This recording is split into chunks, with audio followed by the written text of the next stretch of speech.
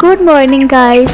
তো আজকে দীঘাতে হচ্ছে লাস্ট ডে, যার জন্য ভোর ভোর উঠে পড়েছি সূর্যোদয় দেখবো বলে। আমরা ফ্রেশ হয়ে নিচে এসে দেখি হোটেলের মেন গেটে একদম তালা দেওয়া। তো কাকুকে ঘুম থেকে তুললাম, তুলে কাকুকে বললাম একটু তালাটা খুলে দিন, আমরা যাব বিচে।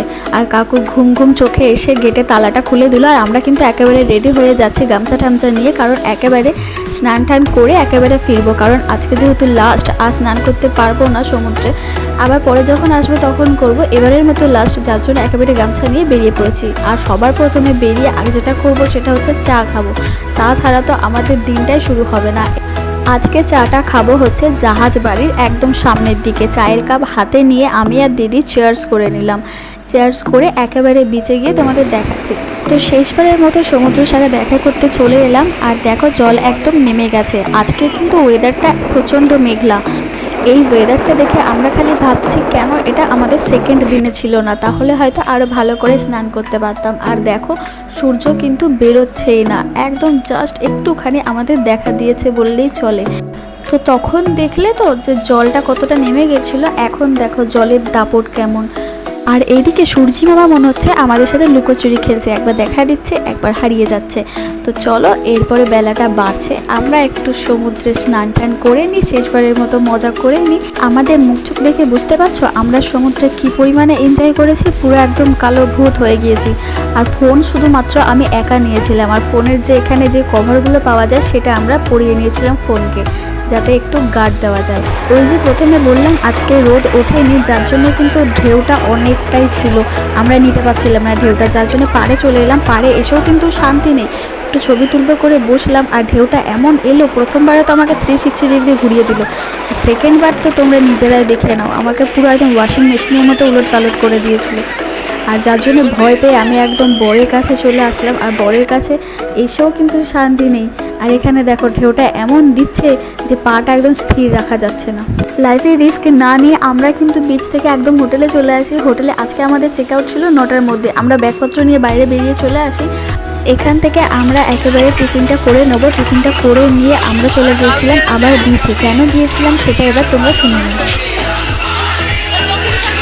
শেষবারের মতো আমরা আমাদের ঘোরা হয়ে গেছে, এরপরে আমরা যাবো বাড়ি। স্টেশনে যাবো, এরপরে তার আগে এলাম একটু, ট্রেন লেট আছে বলে একটুখানি এসে এখানটা বসি, টাইমটা কাটাই, তারপরে স্টেশন চলে যাবো। চলো আবার স্টেশনে গিয়ে এখানে কুকুর প্রস্রাব করে, তার দায়িত্ব নিয়ে রেখেছি নি, যদি কারোর লাগে কন্ট্যাক্ট করতে পারে। দায়িত্ব সহকারে খুব যত্ন নিয়ে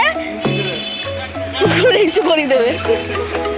ওই লেখাটা কিন্তু প্রীতম দাদা অনেকক্ষণ থেকে বলছিল যে এটা ভিডিওতে দেখা, এটা ভিডিওতে দেখা। আর ভিডিওতে দেখেছি একদম প্রীতম দাকে ফাঁসি দিয়েছি। তোমরা দেখতে পেলে তো আমরা সমুদ্রে গিয়ে কতক্ষণ কাটালাম। সমুদ্রে কাটানোর পর দীঘা স্টেশন এলাম। দীঘা স্টেশনে এসে শুনছি আরও 1 ঘন্টা লেট। মানে ভাবতে পারছো কীরকম বিরক্তিটা লাগে। এখানে দেখো সবাই কীরকম বসে রয়েছে। ফাইনালি যখন ট্রেনটা দিল তখন তো একদম লোকজন দেখে ভাই রে ভাই, মানে চক্ষু আমার চড়ক গাছ হয়ে গেছিলো, এত লোকে দীঘা এসেছিলো। মানে হলিডে তো আমরাই মানাচ্ছিলাম। আর যারা জেনারেলে উঠছিল তাদের অবস্থাটা তো তোমরা দেখতে পাচ্ছ, পুরো হালুয়া তাদের টাইট, একদম চাপা পড়ে যাওয়ার মতো। আমরা যেহেতু আগে থেকে রিজার্ভ করে নিয়েছিলাম সেহেতু খুব একটা অসুবিধা হয়নি, কিন্তু তাও যখন এদিকে উঠতে যাচ্ছিলাম তখন যারা নামছে তাদেরকে নামতে দিচ্ছে না, আগে তারা উঠে যাবে, মনে হচ্ছে তাদের সিটটা কেউ খেয়ে নেবে, এরকম অবস্থা। আর আমার সামনে যে লোকটাকে দেখতে পাচ্ছ ঢ্যাপা পাড়ে একটা ব্যাগ নিয়ে, মানে নিজে তো নড়তে পারছে না মোটুরাম, সে নিয়ে আবার এদিক ওইদিক করে সেই ব্যাগ নিয়ে সেই একাকার কাণ্ড, নিজে নড়তে পারে না, এদিকে দুটো ঢাপা ব্যাগ নিয়ে নিচ্ছে। তাকে তো যথারীতি সাইড দিয়ে সবাই ঠেলে ঠুলে সাইড করেছে, তবে কি আমি উঠতে পারলাম। আর উঠে আমি আগে আমার সিটটাই বসে পড়েছি, আর ওইদিকে ওরা 3 জন তো আটকে গেছে ভিড়েতে।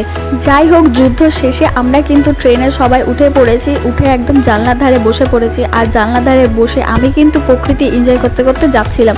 দীঘাতে গিয়ে দেখলাম সূর্য উদয়, আর ট্রেনে বসে দেখছি সূর্যাস্ত। কি ভালো কনসেপ্ট, তাই না? আমারও বেশ ভালো লাগছিল দেখতে। আর জানলায় একদম মাথা দিয়ে ভাবছিলাম। তো এবারের মতো তো আমাদের হলিডে শেষ হলো। আবারও খুব শীঘ্রই তোমাদের সাথে দেখা হচ্ছে নতুন একটা ভিডিও নিয়ে। আপাতত বাই।